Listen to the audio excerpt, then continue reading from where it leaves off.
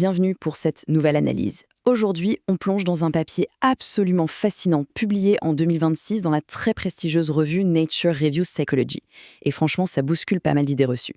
L'article met en lumière un phénomène super complexe et à double tranchant, le véritable impact de nos campagnes de sensibilisation à la santé mentale. Allez, on attaque tout de suite. On pourrait se poser une question qui semble à première vue complètement folle. La sensibilisation à la santé mentale peut-elle se retourner contre nous ? Face à toutes ces initiatives qui se multiplient, c'est ultra pertinent de se poser la question. On part presque tous du principe que faire de la prévention, c'est forcément 100% positif. Mais imaginons un instant que, dans certains cas, le simple fait d'attirer l'attention sur ces problèmes entraîne des conséquences psychologiques totalement inattendues. Au menu de cette exploration, on va d'abord jeter un œil à l'essor incroyable de ces campagnes, puis on validera leurs bénéfices incontestables. Ensuite, on rentrera dans le dur avec les conséquences négatives imprévues, le fameux effet nocebo, la vulnérabilité spécifique à l'adolescence, et on finira sur des pistes pour optimiser nos futures approches. Première étape de notre parcours, l'essor fulgurant de la sensibilisation. C'est simple, ces 20 dernières années, ça a été un vrai raz-de-marée. Le monde occidental a vu exploser les initiatives sur la santé mentale. On parle de gigantesques campagnes de santé publique, de programmes scolaires repensés, et bien sûr d'un discours omniprésent sur les réseaux sociaux. Il suffit de regarder des mouvements massifs comme Time to Change en Angleterre, qui a tourné pendant près de 15 ans pour briser les tabous, ou Beyond Blue en Australie, qui cible la dépression. Ces campagnes touchent littéralement des millions de personnes et transforment la discussion publique à une échelle jamais vue. Deuxième point, et c'est super important de le souligner, les bénéfices prouvés de ces campagnes. Avant même de parler des critiques, soyons clairs, l'intention de base est noble et, sur beaucoup de fronts, ça marche du tonnerre.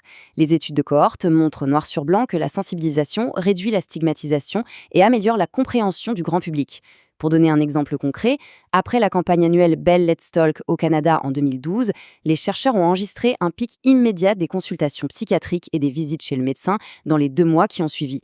Les gens ont osé demander l'aide dont ils avaient besoin. Et ça, c'est une immense victoire. Et c'est là qu'on bascule vers la troisième partie, beaucoup plus nuancée, les conséquences négatives imprévues. Car oui, il y a une vraie préoccupation scientifique qui monte. L'idée, c'est que certaines interventions faites à grande échelle, surtout dans les écoles, causeraient des dommages mesurables. Le contraste est dingue. L'objectif, c'est de réduire la souffrance, mais les données des essais cliniques sont parfois alarmantes. Prenons une étude gigantesque sur plus de 12 000 élèves. Les données montrent que les interventions de sensibilisation ont en fait provoqué une augmentation sur le long terme des symptômes d'intériorisation chez les jeunes, près d'1 an après. En gros, l'effort pour aider a, dans certains cas, empiré les choses. Alors, comment on explique ça ? Eh bien, il y a ce qu'on appelle le glissement conceptuel. Concrètement, c'est quand on commence à utiliser des termes cliniques très forts pour décrire des expériences de la vie de tous les jours. Si on qualifie le moindre stress normal de traumatisme, c'est un peu comme si on appelait une simple égratignure une hémorragie. Le mot perd tout son sens. Et le pire, c'est que ça crée une sorte de frustration chez les personnes qui ont de vrais diagnostics sévères, car elles ont l'impression que leur réalité est totalement banalisée. En tandem avec ça, on a l'inflation de la prévalence. C'est quand cette fameuse sensibilisation pousse les gens à interpréter une petite baisse de morale classique comme un vrai trouble mental clinique. Si on nous répète en boucle qu'un petit coup de blues pourrait être une grave dépression, on finit par ressentir plus de détresse. C'est le piège absolu de la prophétie autoréalisatrice. Se croire malade peut littéralement intensifier les symptômes. Ce qui nous amène tout droit à notre 4e partie, et c'est le cœur du problème, l'effet nocebo. On connaît tous l'effet placebo, pas vrai ? Le pouvoir de la pensée positive pour aller mieux. Eh bien, le nocebo, c'est un peu son jumeau maléfique. C'est un phénomène où le simple fait de s'attendre à ressentir des effets négatifs augmente drastiquement les chances que ces effets se produisent pour de vrai. C'est le corps et l'esprit qui s'alignent pour transformer une attente négative en une véritable réalité physiologique. C'est fou, non ? Dans le contexte de notre article, le lien est frappant. Beaucoup de campagnes martèlent le fait que les problèmes de santé mentale sont super fréquents et qu'on va sûrement y faire face un jour. L'idée de base, c'est de déstigmatiser. Mais sur le plan psychologique, ça agit exactement comme la notice d'effet secondaire d'une boîte de médicaments. Ça met le cerveau en alerte, ça augmente l'anxiété autour de symptômes complètement normaux, et paf, ça déclenche cet effet nocebo. Et attention, ce n'est pas juste une vague théorie psychologique. Les maths sont là pour le prouver. Une méta-analyse monstrueuse, regroupant 73 études, a démontré que le fait d'induire des attentes négatives provoque vraiment une aggravation des symptômes physiques et mentaux. Ils ont trouvé une taille d'effet de 0,522. En statistique, un effet modéré sur un échantillon aussi énorme, c'est du solide. Ça prouve scientifiquement que les mots qu'on utilise et les attentes qu'on crée ont un impact direct sur notre santé humaine. Pour y voir plus clair, imaginons 3 trajectoires. La première, c'est le scénario idéal. Une personne fait un autodiagnostic exact grâce à la prévention, elle trouve de l'aide et guérit. Super.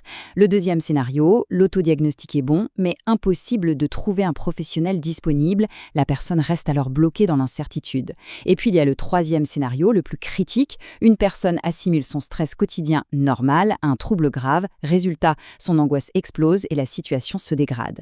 À partir du même message de santé publique, on crée 3 réalités radicalement différentes.